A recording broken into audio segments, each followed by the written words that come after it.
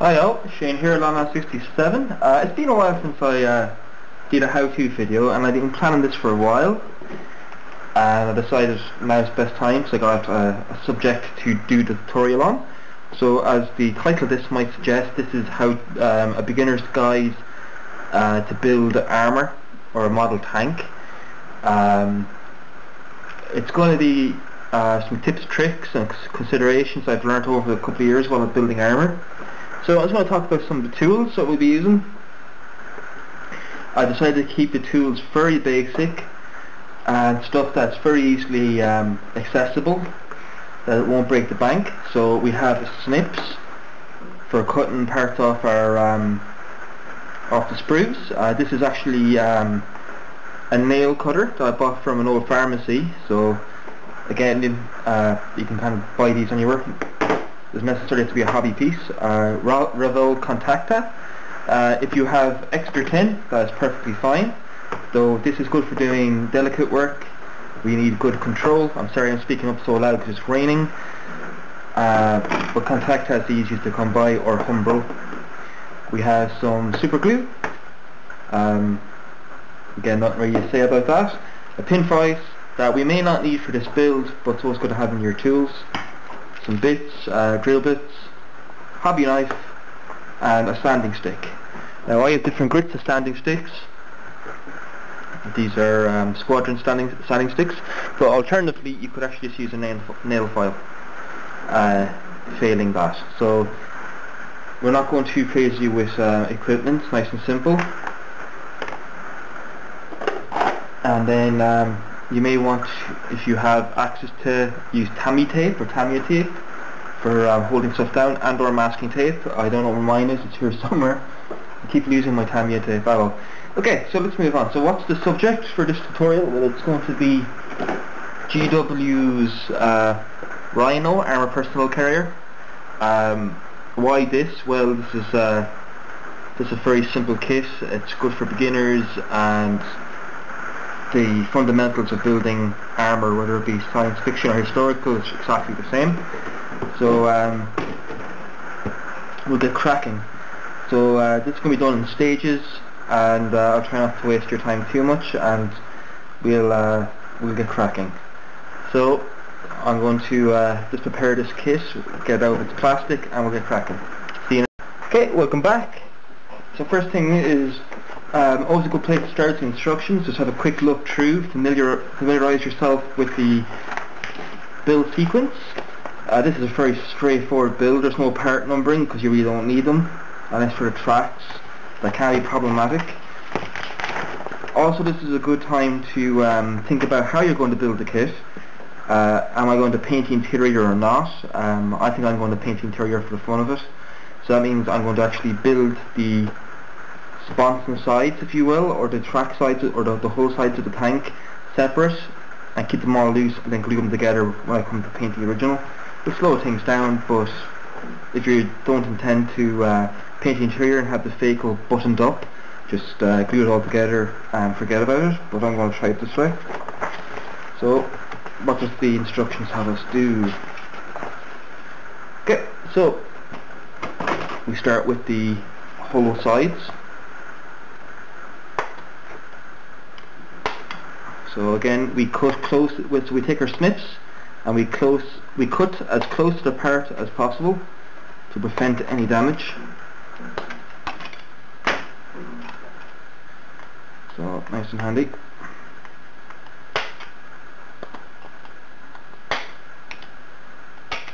Okay, so it's going to do these two parts the same for everything. So as you can see, where we remove from the sprues, we have little snip marks, so we need to remove them. So I like to cut away the excess just by running my hobby knife in line with the tab from the sprue, and I'll come back then and I will sand it smooth. It just saves a little bit of time. So I'm going to show you on this because I don't want this tutorial going on forever. So take my sanding stick, or your nail file, or whatever you have. I would not recommend using steel files, like the needle files, the diamond files, or jeweler's files, or whatever the hell they call them. They're just a little bit too rough on plastic. and you can find yourself cutting into them. So again, just cleaning up the cut marks, quick bit of sanding. It's only a few minute job. It's no different if you're removing the seam lines from your model. So that's fine. What I'll do is I'm going to pause and continue doing this off camera, because there's no point showing you the same thing again and again. We'll be back. So welcome back. So now we can get on to gluing the side holes together. So I've done it on both sides, everything's sanded. That's the hard thing about sanding your part, it just makes it quite easy to fit everything's flush. So we're going to take our glue, and we're going to start placing glue into these locating tabs. It can be quite generous, again, since this is designed for tabletop play.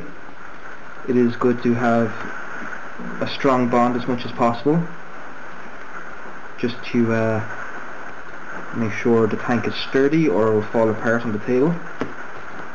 So we just mount it into the locating pins.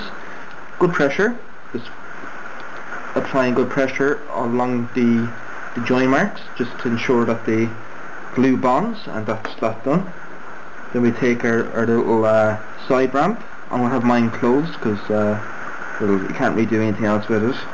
You know, there is interior detail, but you're not going. It's of no real game benefit in my mind, or even diorama benefit. Okay, so there we go.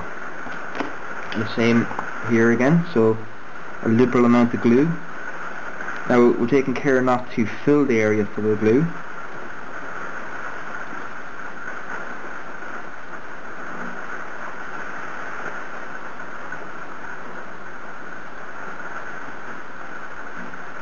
There we go. The same as before, just line up the locator tabs and apply pressure, and that's good to go. I'm just going to apply a bit of glue for the side hatches to fix them in place. Doesn't need too much glue, just enough to secure it in place. Now I got myself a bit of a fingerprint there. This glue, Revell glue, just like extra thin, is what we call or refer to as a hot glue, as it melts the plastic, so it makes it quite easy to get fingerprints on your model when you're not careful. So I'm just going to gently scribe that off with my hobby knife. I'm not too concerned if I leave a bit of a mess, because I can just turn that into battle damage if I wish. There we go. Now, looking at the exhausts, they are solid, so I want to actually add a bit of detail to my exhausts. So I'm going to drill these out. First things first, I'm just going to sand down the seam line running down the piece. Just a few pulls of my sanding stick. And there you have it. I'm going to take our pin vise and going to just apply a small bit of pressure.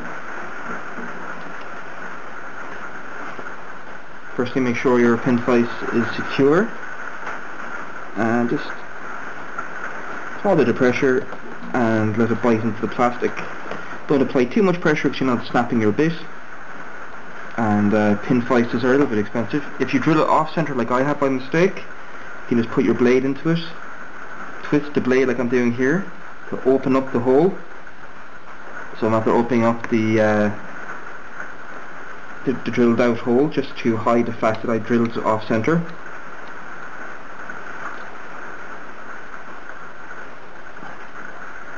There you have it. So what I did there was that because I accidentally drilled off center, I just put the blade, my hobby knife in, twisted the blade until I opened up the hole.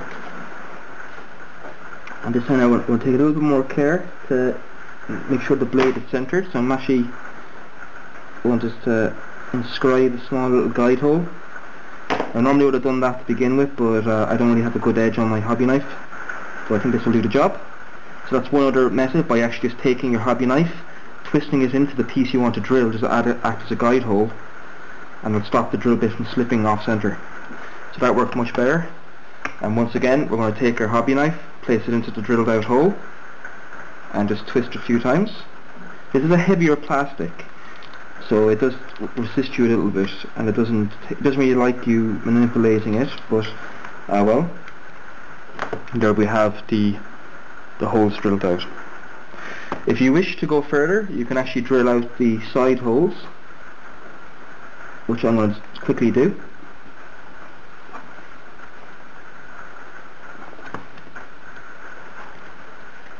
Just to add a bit more detail.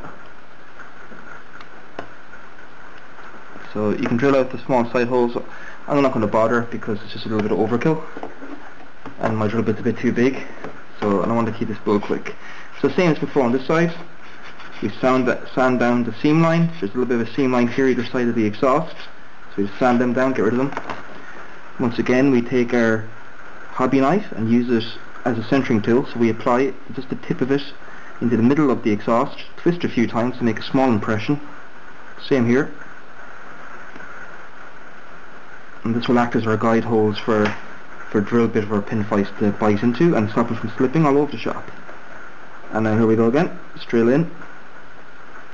Again, just applying constant but gentle pressure. Let the drill bit do the work for you, not your own strength, because you might break the piece or break the plastic. So once again, just constant pressure and let the drill bit do its job. There we go. Just want to go. You don't have to drill the whole way down, just deep enough.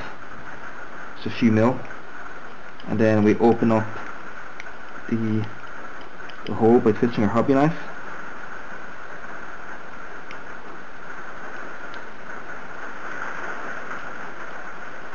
Again, it's not perfect science.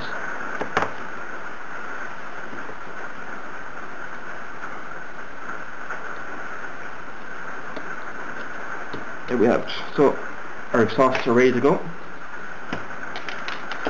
And now what I'll do is I'm just going to remove the deck floor and the rear ramp. There's not much to these, so I'm just going to do this off camera to save time. Okay, and welcome back. I did a small bit of work off camera. This is the following day. So what I did was I went back and did a little bit of detail work by drilling out the smaller exhaust ports with my pin vise. Just used an appropriate drill bit and drilled it out as I did with the tops of the smokestacks or exhaust stacks. Nothing too crazy there, just a small piece of detail. You can forego that if you wish. I just think it adds a little bit more to the model. Also applied to the tracks. These are Lincoln length. I'm actually going to glue these, leave them in, and then airbrush them in like gunmetal and mask them off, and we'll come back and we'll weather them separately. So that's all that's been done since. Also, these are the two axis panels that sit on top of the rhino hull.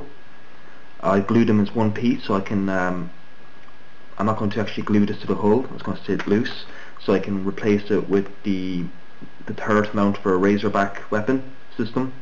So I have a spare Razorback gun mount, so I can turn this into a Rhino or a Razorback depending on which mood I'm in.